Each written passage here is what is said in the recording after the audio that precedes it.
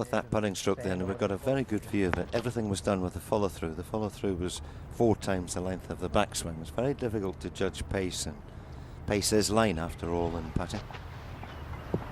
But you're right, he has a good temperament, and he will have to get over it. Otherwise there'll be no more wins. You've got to putt well today. So many good players capable of winning. Now, no driver for Kaymer here at the 6 hole. There's 454 yarder.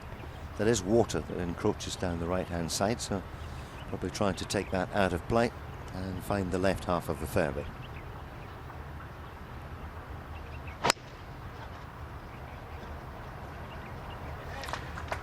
With the driver, he's long enough to find the water down the left-hand side as well, which is 325 yards off the tee.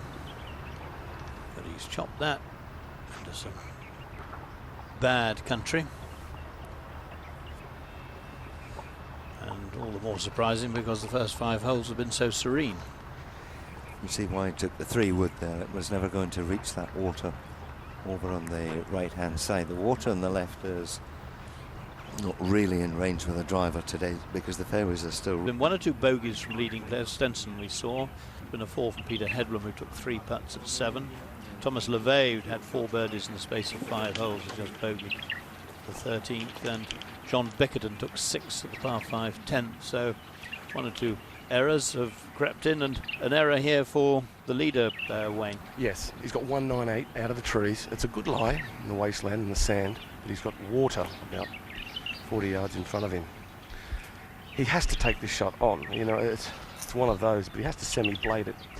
He can't get at the flag, but he can get it to the front left of the green. That would be a good shot. Front left anywhere would be good, even if he had to pitch and putt. But on the green, he has a chance. Hands forward and just blade it. This will come out low under the trees. It's a great shot. It is indeed. If he's going to stop, it's not, but he's got every chance of turning it into a 4.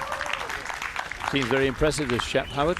Tremendous. That really did test his character. It tested his striking and his mental attitude there. I'd hold to remember that the 8th, it's a big long slog, usually into the wind at 572 yards. No sort of big features, and in fact they've sort of made it a little blander by taking some trees out on the left-hand side and replacing one of these hard pan flat bunkers.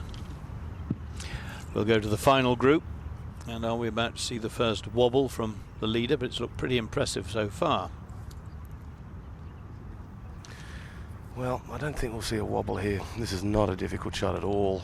After that wonderful shot, he took it on, even played a little fade left to right cutter. So that shows his confidence. It's quick. He can't land it on the putting surface. He's just got to land it in the fringe, and it'll bounce from left to right. When I say it's not a difficult shot, it's, yeah, okay, it'll get his attention, but it's one of those that he'll fancy. Sometimes the hole might even get in the way. Is that being too confident, Bruce?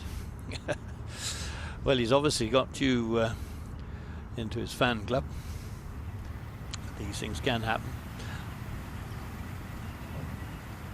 Very much about where you pitch, it's where you land it. Looks pretty tasty to me. Player's view, and Wayne Riley quite right there, saying that he wouldn't make too many mistakes from a good lie just off the edge of the green, and he didn't. Has to stay in touch with this fella. After that level little chip, should be straightforward. No movement in this one at all, other than straight. Recovered from a bad tee shot well. Didn't try and do too much with his second shot. No drop shots. Well, he got a break.